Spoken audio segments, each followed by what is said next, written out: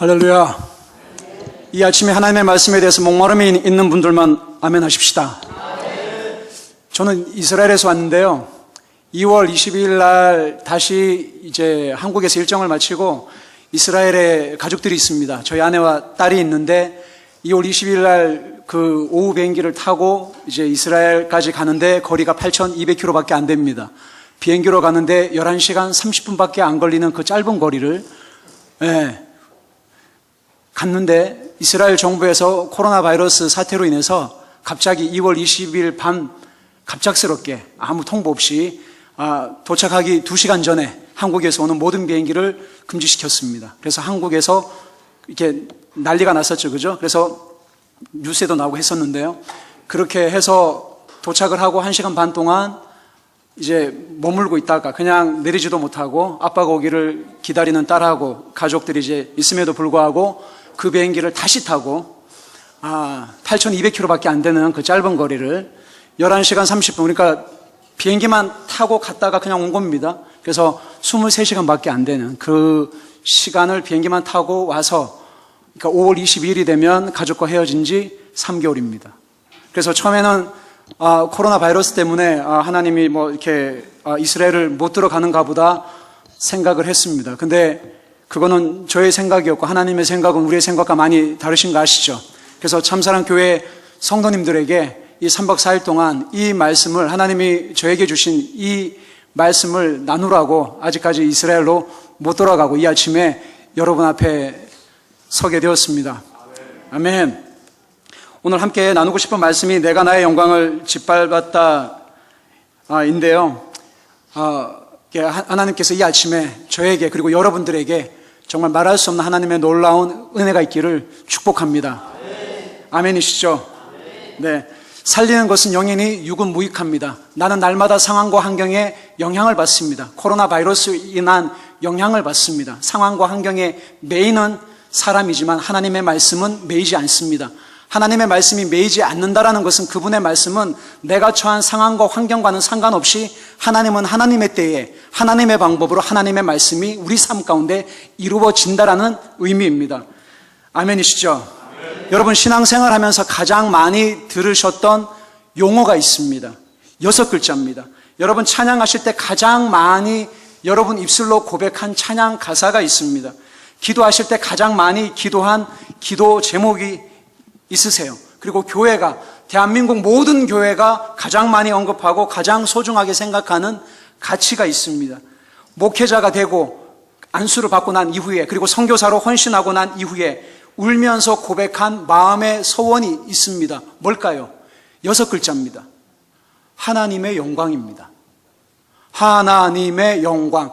여기에 대해서 반박하실 분 아무도 없으실 거라고 생각을 합니다. 내가 존재하는 목적, 회심하고 거듭나서 내가 살아가는 이유, 이 교회가 존재하는 목적, 대한민국의 교회가 선교하는 목적, 선교사들이 선교지에 나가서 선교 사역을 하는 목적, 목회자가 교회를 개척하고 목양하는 목적, 이 모든 목적을 6글자로 얘기를 한다면 그것은 하나님의 영광입니다. 나는 앞으로 하나님의 영광을 짓밟으면서 살 거야 라고 얘기하는 사람은 없습니다. 나는 교회 개척해서 목양하면서 하나님의 영광을 이용해야지, 그렇게 마음의 결단을 하고 교회를 개척해서 목양하는 사람은 없습니다. 나는 예수 이름 이용해서 나의 사리사욕을 채우면서 살아야지, 나는 성령으로 시작해서 육체로 끝마쳐야지 결심하고 결단하면서 헌신하는 바보는 없어요. 하나님의 영광을 위해서 사는 것이 우리 모두의 고백이자 이 교회가, 그리고 저희들이 존재하는 삶의 목적이라고 생각을 합니다. 저도 그렇게 믿고 1990년 가을 10월 달에 친구가 가을 소풍 가자고 해서 아무것도 모른 채 여수 애양원에 사랑의 원자탄이라고 유명하신 고 손양원 목사님께서 심우하신 여수 애양원에 가을 MT를 가서 생전 처음 보는 한센시병, 나병을 앓고 계시는 그 할아버지 할머님들이 성경을 암송하시고 창세기부터 요한계시록까지 하모니카로 그 얼굴이 문드러지고 손가락이 다 팔다리가 없는 그분들이 천국 영생의 소망을 갖고 사는 모습을 보고 거기서 극적으로 예수님을 만나게 되었습니다. 그래서 급작스럽게 변화가 돼서 헌신하면서 선교사로 나가기 위해서 훈련받은 기간만 21년입니다. 그렇게 해서 2011년 1월 29일 날 가족을 데리고 이제 이스라엘로 갔는데요. 그때 훈련 받으면서 제가 추구한 최고의 가치, 기도를 할 때 가장 많이 한 기도, 찬양을 할 때 제 입에서 가장 많이 언급된 가사, 찬양 예배를 인도할 때 가장 많이 멘트를 날린 단어는 하나님의 영광이었습니다. 단 하나님께서 거짓말을 하기 전까지는 저는 그것이 저의 진심인 줄 알았습니다. 여러분, 저에게는 신앙 경력이 있습니다. 생긴 것은 이렇게 조금 이렇게 생겨도 신앙 이력은 남에게 이렇게 견주어도 안 뒤질 정도의 훈련을 21년간 했습니다. 신학을 공부했고 이렇게 이름만 대면 알만한 큰 교회 장학생이었습니다. 그리고 중고등부 교사, 성가대 지휘, 찬양 인도자, 단기 선교 리더, 제자 훈련, 순장 모임, 그렇게 해서 훈련받은 기간이 21년이었습니다. 그래서 제가 제 스스로 이력서를 이렇게 한글 워드로 만들어서 한때는 어깨가 으쓱하게 올라갈 때도 있었습니다. 그렇지, 나는 하나님의 사람이야. 나 같은 사람을 이렇게 큰 교회에서 불러줘야 되는데, 나는 하나님을 위해서 정말 대단한 일을 할 거야 라고 착각하면서 살았습니다. 나는 정말 이렇게 신앙 이력이 많아. 난 정말 훈련 정말 많이 받았네. 이러면서 제가 굉장히 어깨에 힘을 줬던 적이 있었습니다. 2011년도 1월 달에 이스라엘 선교사로 나갔습니다. 그래서 선교사 훈련 받은 기간이 21년이었죠. 그리고 이스라엘에 가서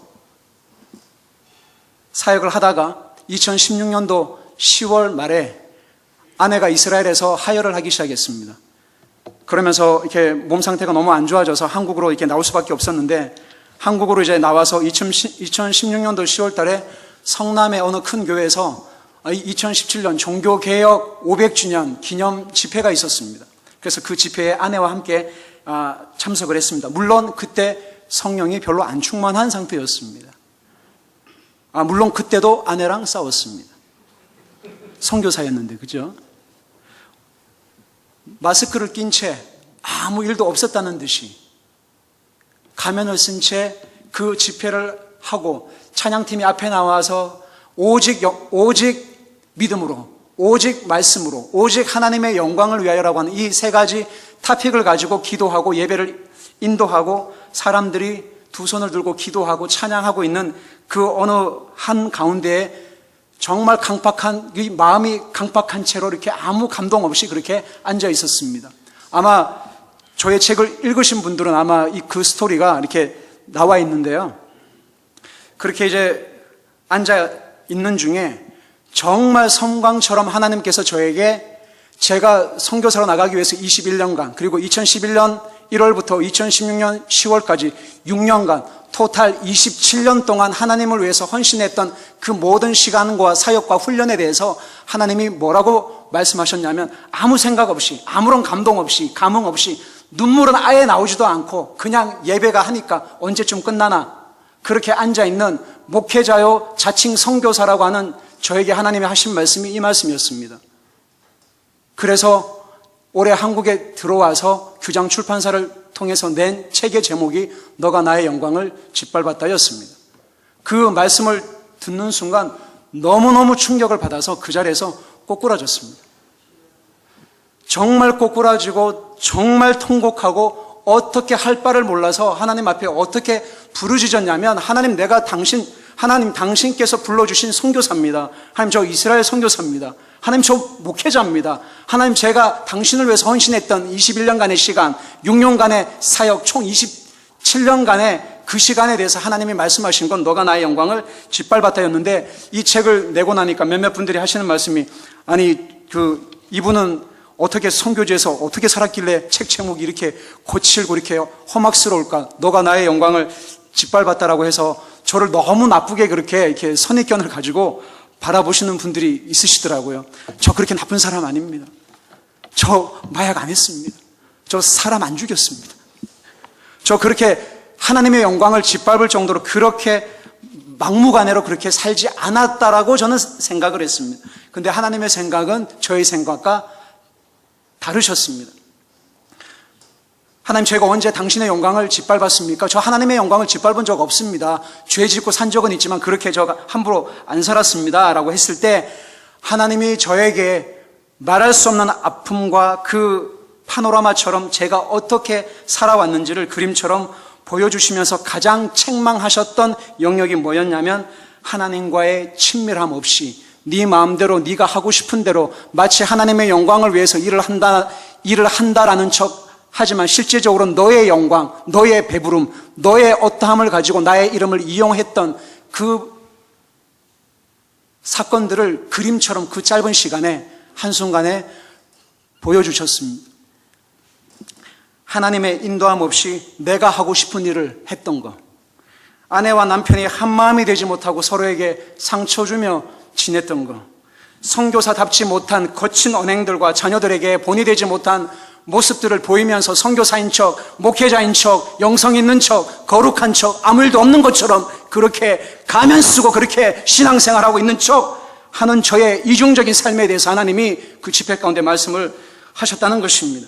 아내는 아파하고 피를 흘리고 아이들은 죽겠다고 난리를 치고 아들은 이스라엘에서 사는 게 너무 고통스러워서 집 밖에 뛰쳐나가서 차에 부딪혀서 죽고 싶다라고 나가는 그런 절대적인 그런 위기 가운데 있음에도 불구하고 아무 문제 없는 척, 거룩한 척, 선교사인 척 가면 쓰고 있는 사역자라고 선교사라고 나 스스로 아니하고 스스로 합리화하고 핑계대고 있는 이중적인 모습들에 대해서 하나님 무서운 줄 모르고 그렇게 선교 사역을 하고 있는 저에게 하나님이 뭐라고 선고를 하셨냐면 피고 최연아 선교사 사형.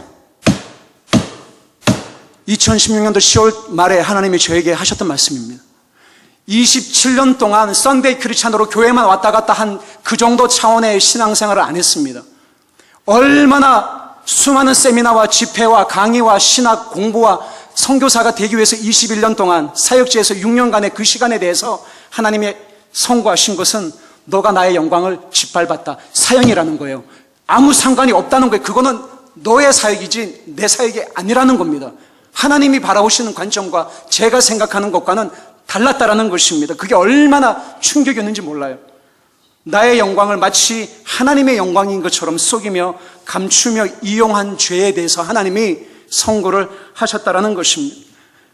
사랑하는 여러분, 우리는 흔히 선교사를 선교지에서 선교 활동하는 사람을 선교사라고 착각합니다.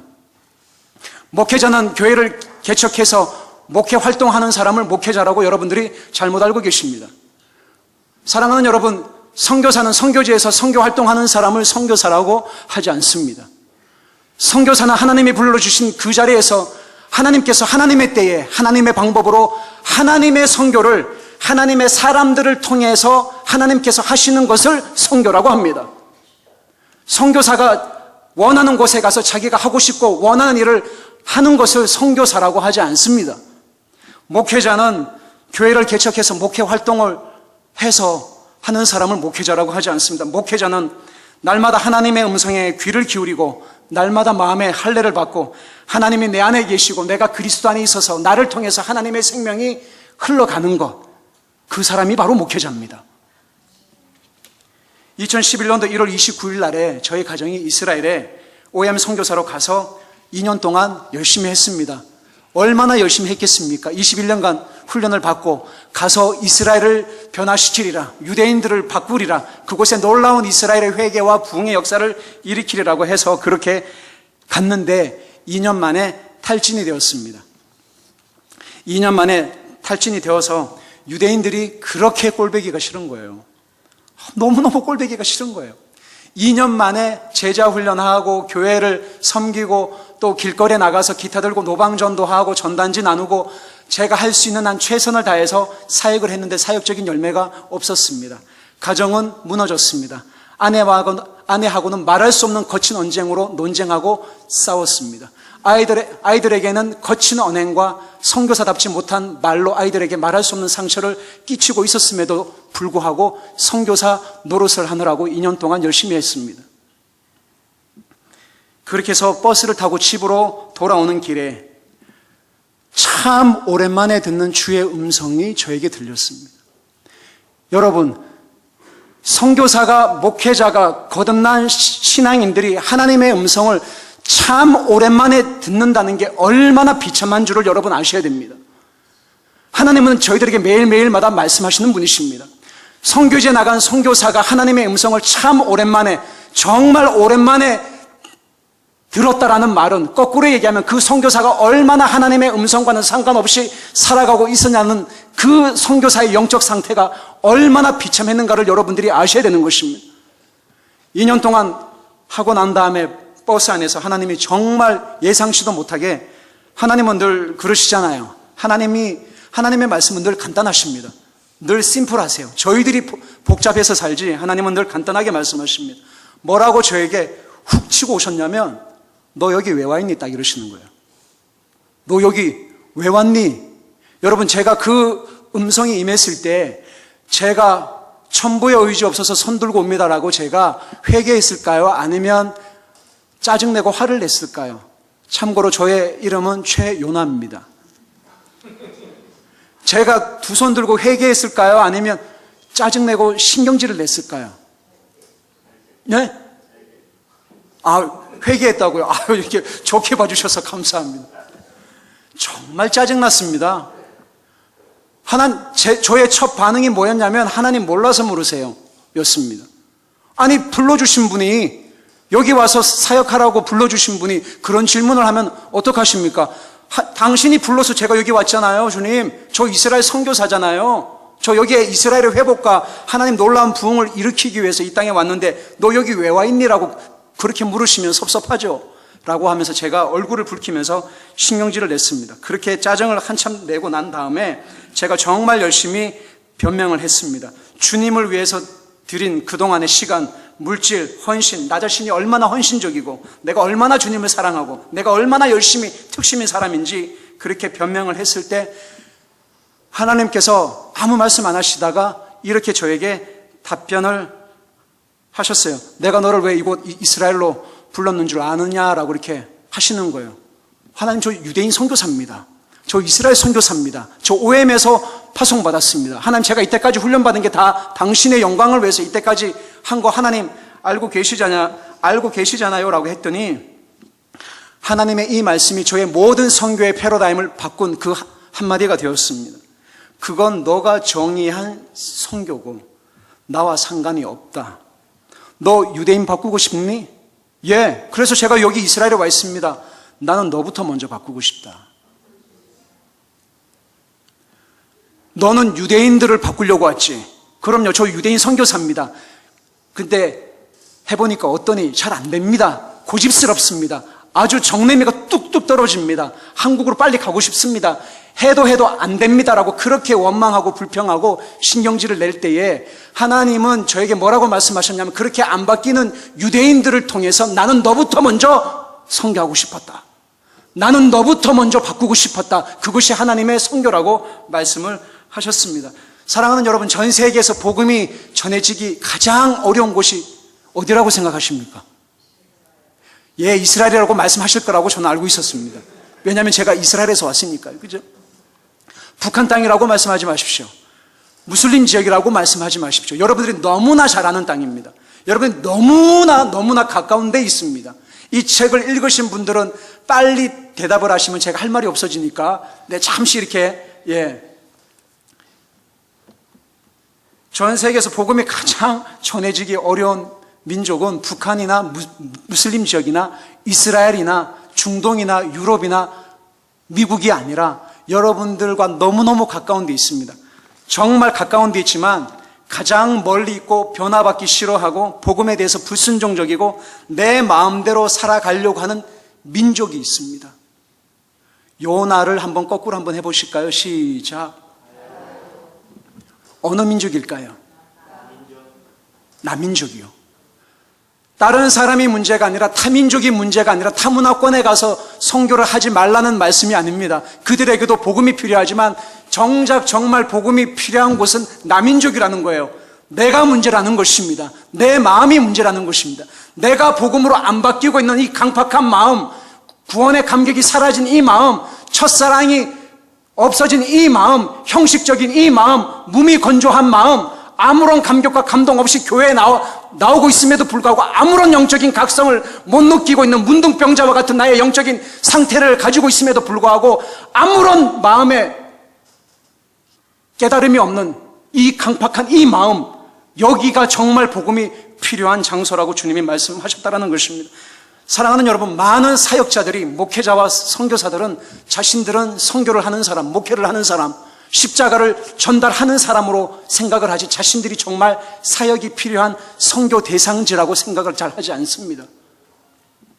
사랑하는 여러분, 선교를 함에 있어서 가장 큰 장애물이 뭐라고 생각하십니까? 많이 있잖아요, 그죠? 정말 많이 있습니다. 건강의 문제, 언어의 문제, 자녀 교육의 문제, 관계의 문제. 근데 선교를 함에 있어서 가장 힘든 장애물이 있습니다. 뭘까요? 너무 쉽게 말씀하시는군요. 선교를 함에 있어서 가장 힘든 장애물이 있습니다. 선교사가 정말 뛰어넘기 힘든 장애물이 있습니다. 여러분, 목회자에게 있어서 목회를 함에 있어서 가장 큰 장애물은 뭐라고 생각하십니까? 교회가 부흥 안 되는 거요? 성도들이 안 나오는 거요? 헌금이 안 모아지는 거요? 교회 건축이 잘 안 되는 거요? 조직이 안 세워지는 거요? 천만의 말씀. 아닙니다. 목회를 함에 있어서 가장 큰 장애물은 목회자 자신입니다. 선교를 함에 있어서 선교를 가로막는 가장 큰 장애물은 선교사 자신입니다. 하나님 말씀 앞에 엎드리지 않는 선교사, 하나님 음성을 듣지 않는 목회자 때문에 오늘날 한국교회가 정말 말할 수 없는 고통 가운데 있다는 거 여러분 다 아시죠? 여러분, 2011년도 1월 29일 날에 저희 가정이 이스라엘에 가서 열심히 하나님의 영광을 위해서 사역을 했지만 정말 복음이 필요하고 하나님의 영광을 짓밟고 있는 사람이 바로 저라는 것을 하나님이 알게 하셨습니다. 아내는 한국에 나와서 3번의 큰 수술을 했습니다. 10년 전에 갑상선 암을 떼고 이스라엘에서 저하고 너무 많이 싸워서 하혈을 하기 시작했습니다. 그래서 그 상태로는 도저히 있을 수가 없어서 한국에 와서 자궁적출을 했습니다. 그러고 난 다음에 얼마 안 돼서 목 뒤에 있는 큰 지방종이 또 발견이 돼서 또 큰 수술을 다시 하게 되었습니다. 저희 아들은 지금 현재 대구에 있습니다. 저희 아들이 지금 17살인데 이스라엘을 가기 싫어하는 아이들을 강요 반, 협박 반 해서 이스라엘을 끌고 갔습니다. 그렇게 해서 저희 아들이 그 현지 학교에 갈 때마다 안 가려고 너무너무 힘들어하고 긴장감이 생겨서 화장실에만 아침에 뭐 이렇게 특별히 먹지도 않았는데 아침만 되면은 화장실에 가서 안 나오는 거예요. 30분이고 40분이고 어떤 때는 1시간씩 안 나옵니다. 화장실에 가서 안 나오는 그 화장실 앞에서 제가 고함을 치고 빨리 안 가냐고 학교로 빨리 가라고 협박을 하고 겁박을 주는, 그러면서 선교사 노릇을 했습니다. 그러면서 그 아이는 밤마다 이갈이를 했습니다. 이를 갈았어요. 뿌드득 그러니까 틱 현상이라 그러죠. 그러면서 그 아이는 결국은 퇴행성 턱 관절염을 앓고 지난해 한국에 들어왔습니다. 그래서 양쪽에 디스크가 없는 채로 살고 있습니다. 수많은 목회자들이, 선교사들이 하나님의 영광을 위해서 산다고 거짓말을 하고 있습니다. 하나님의 사역과 하나님의 일을 한다라고 다 그렇게 믿고 열심히 일을 하고 있지만 정작 하나님이 정말 원하는 일은 하나님 앞에 엎드리는 것이었습니다. 하나님이 뭐라고 말씀하시는지 엎드리고 하나님의 음성을 듣고 하나님의 말씀에 순종하고, 그래서 그 분의 음성 앞에 순복하며 사는 것을 하나님이 가장 기뻐하시는 일임에도 불구하고 수많은 목회자와 선교사들이 하나님의 영광을 위해서 산다는 그 명목하에 얼마나 분주하고 바쁘게 사는지 모릅니다. 그렇게 살지만 정작 하나님과의 친밀함 없이 정말 아무런 감각 없이 그렇게 일에 매여서 살아가고 있는 사람들이 정말로 많이 있습니다. 여러분, 많은 선교사님들이 한국에 오시면 하는 게 있죠. 뭘 하시죠? 뭘 하시죠? 선교 보고합니다. 사역 보고합니다. 여러분, 선교사님들이 여기 오셔서 아니면은 후원하는 후원교회에 가셔서 선교 보고를 하십니다. 파워포인트도 만들고 내가 이 지역에서 이러이러한 사역을 했다라고 해서 그 영상을 찍어가지고 합니다. 물론 만들어서 오기도 합니다. 만들어서 온다라는 말은 내가 직접 사역을 안 했는데 내가 한 것처럼 만들어서 사진 찍어서 영상 찍어서 그렇게 편집해서 사역 보고를 한다는 말씀입니다. 그래서 사역 보고에 신경을 많이 씁니다. 왜 신경 많이 쓰시는 줄 아시죠? 사역 보고를 잘 해야 후원을 받고, 사역 보고 잘 못하고 열매 없으면 교회에서 가차없이 후원이 잘립니다. 저에게는 아픈 상처가 있습니다. 후원하는 후원교회에서 12월 31일 날 카톡으로 선교사님 죄송합니다. 이제 앞으로 내년부터는 후원을 못하게 되었습니다라고 카톡 문자를 받았습니다. 그것도 12월 31일 날. 사랑하는 여러분, 혹시 이렇게 교회가 어려워서 후원을 혹시 못하시게 되더라도 한 4개월 전에 좀 알려주세요. 그러면 조금 덜 힘들 것 같아요. 두 번째, 이게 싱글 선교사님 사역을 잘하든 못하든 그분들은 후원 끊지 마시고 가정부터 먼저 끊으세요. 왜냐하면 가정은 남편과 아내와 아이들이 있으니까 후원교회가 조금 더 있지만 싱글 선교사님들은 10만 원, 20만 원, 그렇게 5만 원 후원교회에서 딱 끊어버리면 그분들은 정말 갈 데가 없습니다. 그렇게 해서 사역 보고에 대해서 정말 신경을 많이 쓰는데, 여러분 그거 아십니까? 사역자들이 가장 놓치기 쉽고 목회자들이 가장 연약하고 치명적인 실수를 하는 것이 무엇인 줄 아십니까? 하나님의 음성을 안 듣는 것입니다. 선교사가 선교지에 가서 선교 활동하느라고 이런 일 저런 일을 하는 것이, 바쁘게 움직이는 것이 내가 하나님과 굉장히 가깝게 있는 것처럼 착각을 한다는 것입니다. 그렇지가 않습니다. 여러분, 제가 선교지에 가서 하나님과의 친밀한 교제를 놓치고 살았기 때문에 저희 가정이 이렇게 망가진 것입니다. 그래서 저희 아내가 병이 든 것입니다. 저희 아들이 그렇게 된 것입니다. 바쁘게 움직이고 열심히 일을 한다고 해서 그 사람이 하나님과 아주 친밀한 교제를 누리고 있는 증거가 안 되는 것입니다. 여러분, 한국에 나올 때마다 선교 보고를 하고 후원자분들을 만나서 식사를 할 때마다 여러분, 저에게 이런 질문을 하신 후원자분을 아직까지 한 번도 만나뵌 적이 없습니다. 대부분 뭐라고 말씀하시는 줄 아세요? 선교사님, 저희 교회 오셔서 사역 보고 좀 해주세요. 거짓으로 가짜로 파워포인트 아무데나 아무 동네 가서 사진 찍고 지나가는 유대인 아랍 사람들 같이 찍어서 얼마든지 만들 수 있어요. 그렇게 요구하는 교회는 그렇게 많은데, 선교사에게 이런 질문을 하신 교회와 후원자분을 제가 이때까지 사역을 하면서 한 번도 만난 적이 없습니다. 어떤 질문인 줄 아십니까? 이 질문을 여러분들은 여러분 교회 목회자분들과 사역자들과 저에게 하셔야만 선교사와 목회자들이 타락하지 않는 것입니다. 선교사님, 요즘 하나님과의 관계가 어떠십니까? 선교사님, 요즘 하나님과의 관계가 어떠십니까? 선교사님, 요즘 하나님께서 뭐라고 말씀하십니까? 교회에서, 후원교회에서 후원자들이 그런 질문을 저에게 한 번이라도 했다면 제가 그렇게까지 안 됐을 거예요. 제가 이렇게까지 안 됐단 말입니다. 다 오면은 선교 보고 하세요.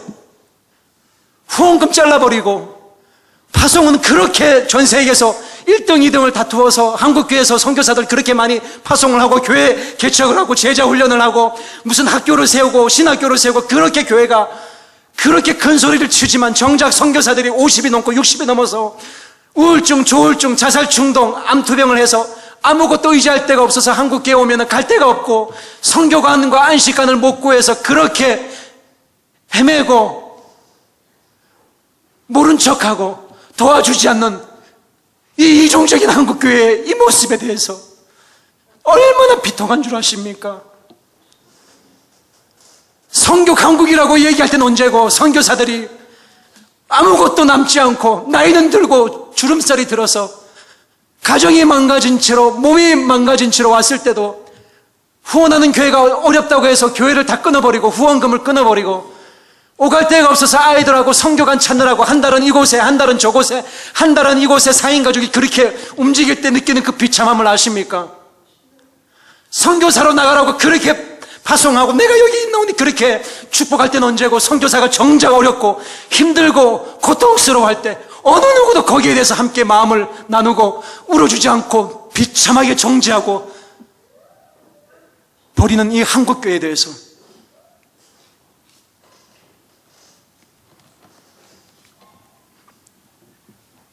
하나님이 정말 저희들에게, 한국교회에게 원하시는 메시지가 뭐라고 생각하십니까? 이름만 대면 아는 교회, 이름만 대면 아는 목회자, 여러분들이 뉴스와 인터넷에 듣는 수많은 목회자들의 비리와 성추행과 성폭행과 예수 믿지 않는 사람들이 수많은 교회, 네티즌들이 교회에 대해서 욕하는 거 한번 보세요. 그것을 보고 정말 비통해서 가슴이 찢어질 정도로 그렇게 통곡해 보신 적 있으십니까? 선교사들이 음란물에 빠져가지고 그렇게 지금 살아가고 있는 현실을 아십니까? 아무 문제가 없는 것처럼, 넥타이 매고 와이셔츠 매고 앞에서 설교하면 아무 문제 없는 것처럼 거룩한 척하고 영성 있는 척하고 괜찮은 척하고 선교 보고하고 후원금 받고, 그래서 우리 교회는 열심히 선교한다라고 하죠. 사랑하는 여러분, 목회자에게, 선교사에게, 사역자들에게 이런 질문을 하셔야 교회가 건강합니다. 목사님, 요즘 하나님과의 관계가 어떠십니까? 요나 선교사님, 요즘 하나님께서 뭐라고 말씀하십니까? 물어봐 주십시오. 그래야 선교가 살고 선교사 가정이 회복이 되고 목회자 가정이 살고 교회가 회복이 되는 것입니다.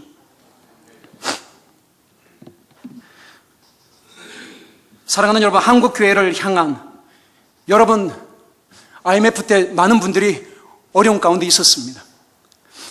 IMF로 그렇게 경제가 파탄이 되고 가정이 무너지고 수많은 사람들이 자살을 할 때 어떤 분에게 이런 질문을 했습니다. IMF인데 요즘 많이 힘드시죠?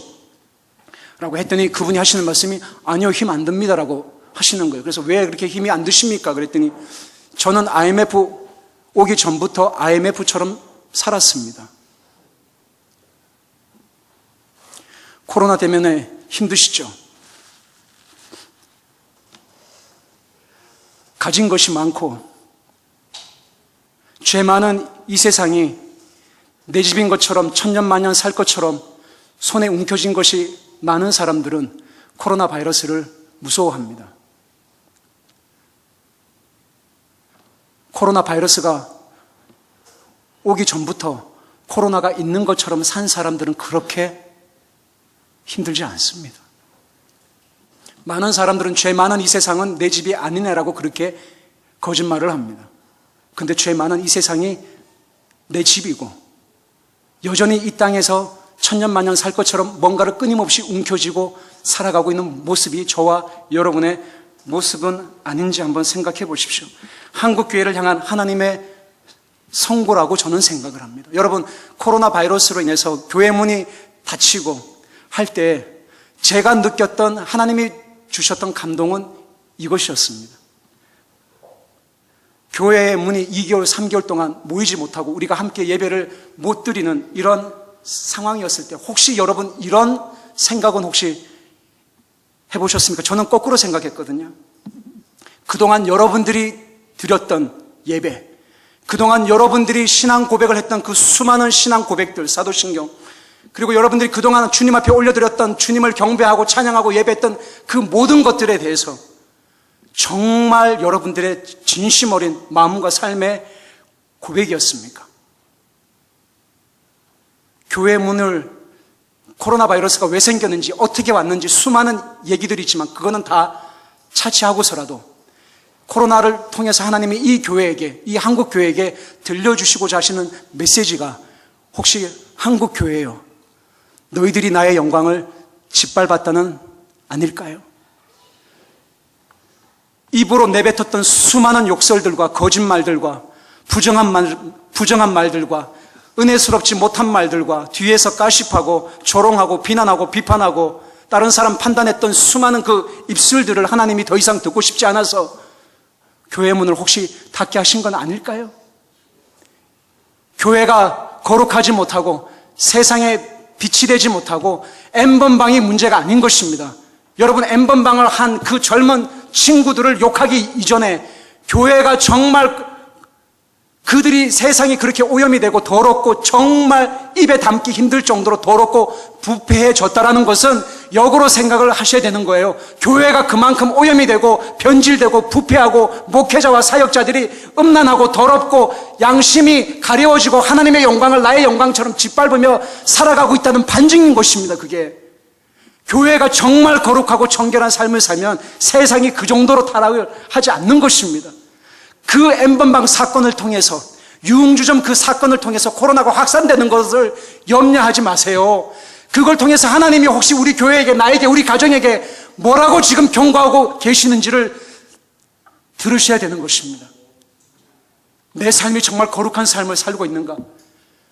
어느 목사님이 노트북 컴퓨터가 고장이 나서 수원에 어느 집사님이 운영하는 컴퓨터 수리점에 맡겼다고 합니다. 제가 얼마 전에 여수에서 오신 목사님께 직접 들었습니다. 집사님이 노트북을 확인을 하는데 그 안에 뭐가 들은 줄 아십니까? 음란물 동영상이 수십 편이 있더라는 것입니다. 한국교회를 향한 하나님의 선고, 하나님의 심판의 메시지는 너희들이 나의 영광을 짓밟았다는 것입니다. 어느 목회자도, 어느 선교사도, 어느 사역자도 하나님, 우리가 이때까지 하나님을 예배하고 경배하고 주님의 영광을 위해서 살았다고 하지만 우리의 삶을 하나님의 말씀 앞에 비춰보면 우리가 당신의 영광을 짓밟았습니다라고 왜 얘기를 안 합니까? 왜 거기에 대해서 아픈 눈물이 안 납니까? 왜 거기에 대해서 하나님이 비통하게 여기시는 그 아픈 마음이 왜 나에게는 일어나지 않습니까? 교회에 예배에 올 때 왜 아무런 감격이 없습니까? 예수님을 만나는 게 언젠데 눈물이 나지 않는 것에 대해서 왜 경각심이 안 일어납니까? 구원의 감격, 첫사랑 때문에 눈물을 흘리고 예배할 때가 한낱 과거, 한낱 추억으로 끝나는 것이 얼마나 비참한 영적인 상태인 줄을 아셔야 하는 것입니다. 하나님의 음성을 오랜만에 듣는 게 얼마나 비참한 상태라는 것을 여러분 아셔야 되는 것입니다. 너희들이 나의 영광을 짓밟은 것입니다. 목회자들, 한국교회 있는 목회자들이 너희들이 나의 영광을 이용하고 나의 영광을 짓밟은 것입니다. 선교사들이, 사역자들이 너희들이 나의 영광을 짓밟은 것입니다. 주님의 이름을 짓밟은 것입니다. 그분의 영광을 가리운 것입니다. 그분의 영광을 도둑질한 것입니다. 성추행, 성폭행, 재정횡령, 수많은 일들이 있음에도 불구하고 교회가 입을 닫고 아닌 척하고 눈을 가리고, 그러면서도 주님, 우리가 코로나가 빨리 끝나가게 해주십시오. 천만의 말씀. 여러분 착각하지 마세요. 코로나 쉽게 안 끝날 것입니다. 여러분, 코로나는 시작이 아니에요. 워밍업이에요. 올 겨울에, 내년에, 내후년에는 코로나보다도 더 심한 전염병, 지진, 쓰나미, 화산 폭발 같은 것이 안 일어날 거라고 생각을 하십니까? 나와요, 계속. 이런 전 지구적인 재앙들은 앞으로도 계속 나올 것입니다. 한번 나왔다고 끝나는 게 아니에요. 백신 나왔다고 끝나는 것이 아닙니다. 사랑하는 여러분, 누가 하나님의 영광을 짓밟았습니까? 성교를 가로막고 있는 장애물은 누구입니까? 복음이 정말 필요한 미전도 지역은 어디입니까? 하나님은 왜 많은 교회에, 사랑하는 여러분, 이런 메시지를 제가 서울 강남에 있는 큰 교회에 가서 하실 거라고 생각하지 마십시오. 안 부릅니다. 아시죠? 안 불러요. 대형교회 목회자분들은 안 부르세요. 듣기가 불편하니까, 자기 얘기 지금 하는 거니까 안 부른단 말입니다. 복음에 대해서 적대적이고 불순종하고 거역하고 있는 장소, 끊임없는 열등감, 비교감, 패배감, 수치심에 둘러싸여 주님이 주시는 풍성한 삶, 정말 감격스러운 삶을 놓치고 지금 살고 계시지는 않습니까? 정말 눈물을 흘려 보신 적이 언제세요? 나도 예전에는, 나도 한때는, 집사 때는 그랬어. 근데 지금은요? 지금 어떠시냔 말이에요. 지금 교회에 나올 때 정말 감격스러우세요? 말씀 들을 때 정말 통곡하고 애통하고 비통하는 마음으로 하나님의 음성을 듣고 계십니까? 수많은 사람들이 하나님의 사역과 하나님의 영광을 위해서 일을 한다고 합니다. 여러분 정말 기억하십시오. 마태복음 7장에 보시면 마지막 날에 수많은 하나님의 사역자들이 하나님의 심판대 앞에 서서 내가 주의 이름으로 선지자 노릇하고, 내가 주의 이름으로 귀신 내쫓고, 내가 주의 이름으로 이러이러한 병자들을 고치고, 주의 이름으로 이런 권능을 행했다라고 수많은 사람들이 와서 주님 앞에 얘기한다고 했을 때 주님이 무섭도록 경고하시는 말씀 아시죠? 나는 너희들이 도무지 누군지를 모르겠다라고 하십니다. 선교사 노릇했습니다. 목회자 노릇했습니다. 아내에게 상처를 주었습니다. 아이들을 협박하고 겁박하고 으름장 놓고 선교사답지 못한, 그리스도인답지 못한 말과 행동을 했습니다. 교회에 와서 거룩한 척하고 영성 있는 척하고 선교 보고하고 그렇게 살아가고 있는 선교사들과 목회자들이 지금도 정말 많이 있습니다. 사모들의 암투병, 우울증, 조울증, 미국에 있는 그런 수많은 목회자 자녀들이 지금도 아파트에서 난간에서 뛰어내리고 목을 매달고 있습니다. 하나님의 영광을 위해서 다 했다고 합니다. 거짓말입니다. 하나님의 영광이 아닌 것입니다. 내 영광인 것이었어요. 내가 변질이 된 것입니다. 여러분, 하나님은 늘 신실하세요. 하나님은 늘 말씀하세요. 하나님의 음성은 늘 지금도 여전히 유효하세요. 여러분들이 못 듣는 것입니다. 여러분들의 마음이 딴 데가 있는 것이에요. 다른 것이 여러분들의 마음을 지금 차지하고 있는 것입니다. 부부의 세계가 됐든 미스터 트롯이 됐든 세상에서 여러분들의 눈과 귀를 앗아가고 있는 어떤 것이 여러분들의 마음을 뺏어가고 있는 것입니다. 그렇게 뺏어가고 있는 그것이 중요한 일임에도 불구하고 여러분들은 거기에 대해서 경각심을 왜 못 느끼냔 말이에요. 왜 양심의 가책을 못 느끼냔 말이에요. 왜 거기에 대해서 눈물이 안 나오냔 말이에요. 우리 가정에 대해서, 우리 자녀들에 대해서, 나의 삶에 대해서. 사랑하는 여러분, 이 세상은 편한 세상이 되면 안 됩니다. 아멘이세요? 이 편한 세상은 정말 여러분들에게 불편한 세상이 되어야 됩니다. 정말 아멘이십니까? 이 편한 세상은 여러분들에게 정말 불편한 세상이 되어야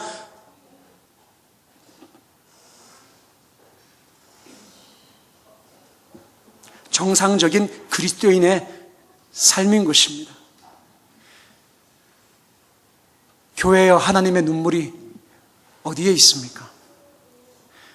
사역자분들, 사랑하는 집사님, 권사님, 장로님들, 여러분들 주님의 종이십니까? 아니면 주님이 여러분들의 종이십니까? 코로나에 걸리지 않기 위해 마스크를 쓰고 거리 두기를 하는 만큼 영혼의 질병과 타락에 빠지지 않기 위해 첫사랑과 구원의 감격이 메마르고 있는 나의 영적 상태에 대해서 왜 애통하는 마음이 안 생기십니까? 주님 앞에 섰을 때 얼마나 무섭고 두려운 책망을 들으려고 그러십니까? 저는 하나님께서 한국교회에서 촛대를 옮기고 있다고 저는 생각합니다.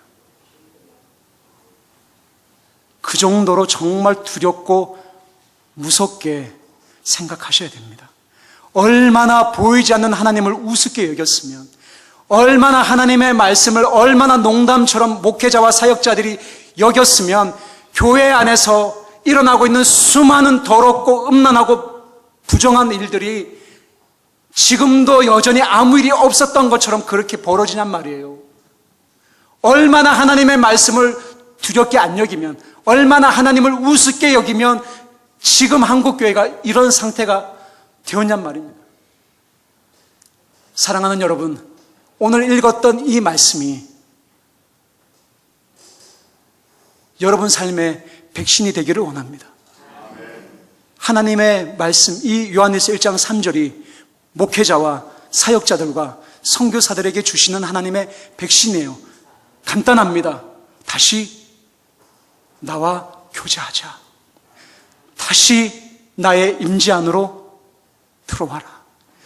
나는 너에게 이야기하고 싶다. 제발 나의 음성을 들어다오. 나는 너와 다시 사귀고 싶다. 너는 내 안에서 누리고 사귀는 것이 교회요, 누리는 것이 선교요, 이것이 사역이 될 때 한국교회 촛대를 지금 옮기고 계시는 것이 보이십니까? 여러분, 한국교회 소망이 없어 보여요. 저는 자체적으로 정화가 안 됩니다. 목회자들이 안 바뀝니다. 여러분들이 살아계셔야 됩니다. 여러분들이 목회자와 선교사들을 정말 기도하고 근신하고 깨어있도록 여러분들이 도와주셔야 됩니다.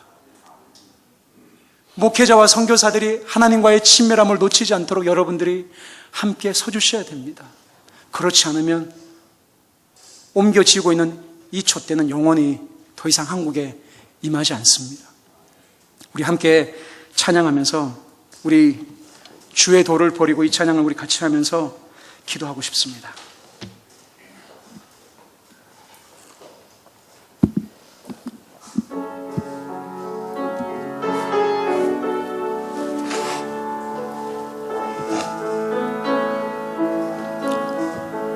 도를 버리고 헛된 꿈을 쫓던 우리들, 거짓과 험한 마음 용서하여 주소서.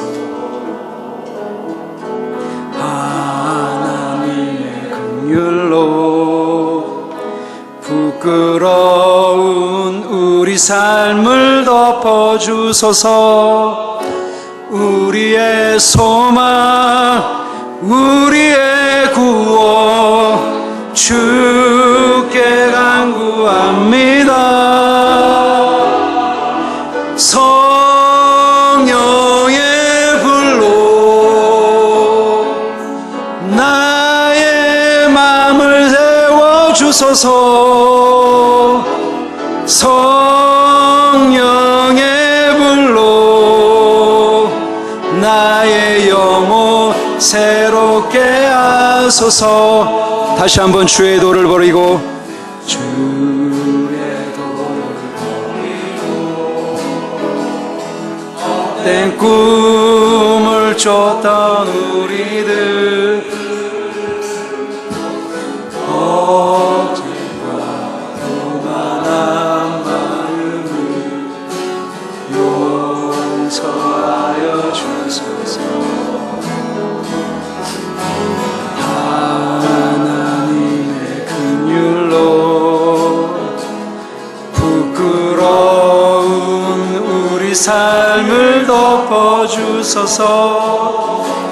우리의 소망, 우리의 구원 주께 간구합니다. 성령의 불로 우리를 태워주소서. 성령의 불로 나의 마음을 태워주소서. 성령의 불로 나의 영혼 새롭게 하소서. 2절입니다.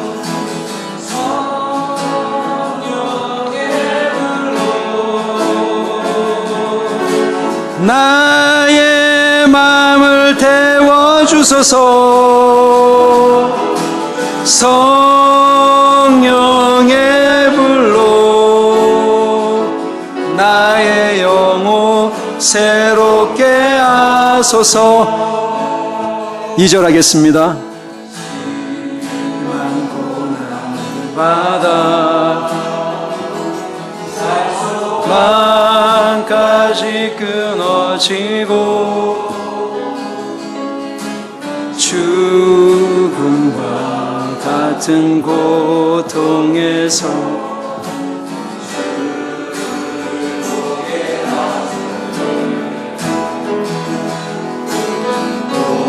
용서할 수 없는 나를 위해 십자가에 달리셨으니 그 사랑에서 그 어느 누구도 끊을 수는. 우리 주님 앞에 두 손 높이 들고 성령의 불로 나를 태우소서. 성령의 불로 하나님 우리의 마음을 새롭게 해주십시오. 나의 마음을 태워주소서. 성령의 불로 나의 영혼 새롭게 하소서. 성령의 불로, 성령의 불로 나의 마음을 태워주소서. 성령의 불로 나의 영혼 새롭게 하소서. 성령의 불로, 성령의 불로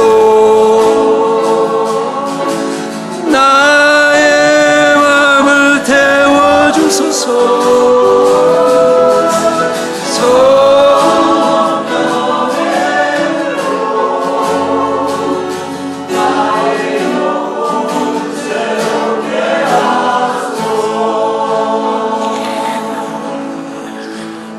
이 시간에 함께 기도할 때에 하나님, 교회의 소망이 보이지 않습니다. 수많은 목회자와 선교사들의 음란함과 더러움과 부정함과 정직하지 못함과 하나님과의 교제를 등한시하고 이리저리 분주하게 바쁘고 있는 것이 하나님의 일인 것처럼 스스로 속이고 핑계와 합리화를 대며 변명하며 한국교회와 한국교회에서 사역하는 사역자들과 선교사들이 하나님의 영광을 짓밟았습니다. 하나님의 영광을 가로챘습니다. 하나님의 이름을 이용했습니다. 우리 시간에 말씀 들은 걸 가지고 기억하시면서 하나님, 내 삶에 주님, 우리 가정 안에, 우리 교회 안에 다시 한번 하나님 구원의 감격이 회복되어지게 하여 주시옵소서. 예수님을 처음 만났을 때 그 구원의 감격과 첫사랑의 그 눈물이 메마르고 있는 나의 이 강박한 이 10년 가운데 말씀의 불로 임하여 주시고 예배의 불로 임하여 주시고 기도의 불로 임하여 주셔서 무너진 우리 가정을 다시 일으켜 주시옵소서. 무너져가고 있는 이 한국교회를 다시 살려 주시옵소서. 무너져가고 있는 10대와 20대와 중고등부의 모임이 회복되어지게 하여 주시옵소서. 주님, 저희들을 살려 주시옵소서. 다시 하나님과의 친밀한 교제가 회복이 되어질 수 있도록 하나님 도와주시옵소서. 이 시간에 사랑하는 주님을 한번 부르고 통성으로 합심하여 다 같이 기도하십시다. 주여,